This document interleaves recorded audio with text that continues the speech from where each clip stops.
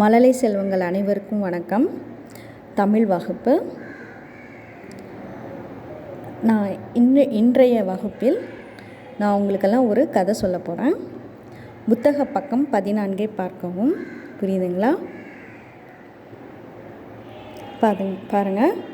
புத்தக பக்கம் 14 படம் பார்த்து கதை சொல். புத்திசாலி காகம். இப்போ புத்திசாலி காகம் என்றால் காக்கா இல்லையா? நீங்கள் பார்த்துருப்பீங்க. காக்காவெல்லாம் நீங்கள் பார்த்துருப்பீங்க இல்லையா? அந்த காக்கா தன்னுடைய அறிவை எப்படியெல்லாம் எப்படி யூஸ் பண்ணுது அப்படின்னு சொல்லி பாருங்கள். ஒரு நாள் காக்காவுக்கு ரொம்ப தாகமாக இருக்குது. அங்கே இங்கே அலைஞ்சி ரொம்ப தாகமாக வருது. பக்கத்துல எல்லாம் சுற்றி பார்க்குது.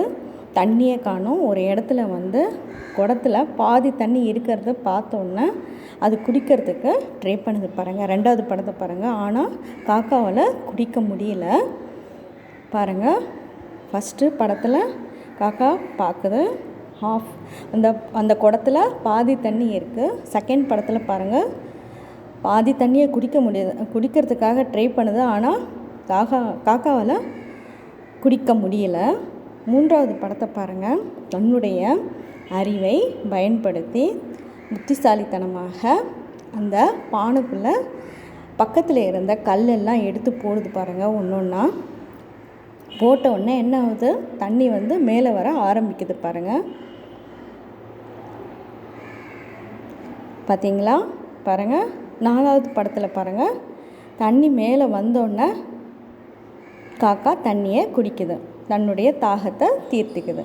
பாருங்கள், எவ்வளோ புத்திசாலித்தனமாக அந்த காகம் பாதி குடத்து தண்ணியை தன்னுடைய அறிவால் மேலே வர மாதிரி பண்ணிச்சு. பாருங்கள், கல்லெல்லாம் போட்டோன்னே மேலே வந்துடுது. தன்னுடைய தாகத்தை தீர்த்து கொள்கிறது. ஸோ இதே மாதிரி தான் நீங்களும் ஒரு செயல் செய்யும் போது இது கஷ்டமாக இருக்கே அப்படின்னு சொல்லி விடாமல் நீங்கள் முயற்சியுடன் செய்தால் உங்களுக்கு வெற்றி கிடைக்கும். புரியுதுங்களா?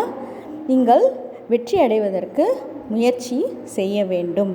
முயற்சி செய்தால் அனைவரும் கண்டிப்பாக வெற்றி அடைவீர்கள். புரியுதுங்களா?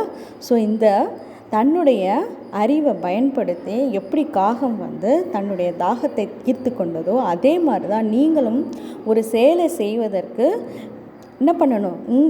உங்களுடைய அறிவை பயன்படுத்தி அதில் வெற்றி கொள்ள வேண்டும். புரியுதுங்களா?